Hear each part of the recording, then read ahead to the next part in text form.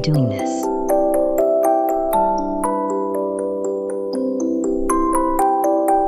Alright, now that the mobile is turned off, let's get the fire alarm next to her ear, plug it in, then set it off.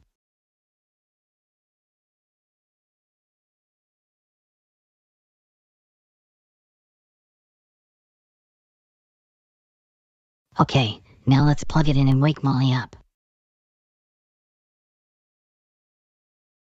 Now here we are, the part where I set this off and scare Molly.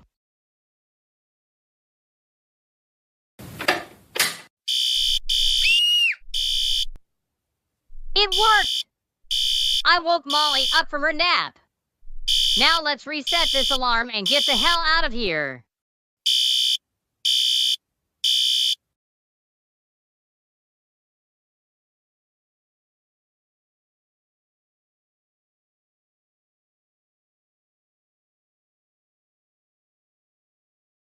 Mom, Mom, Mom, Mom.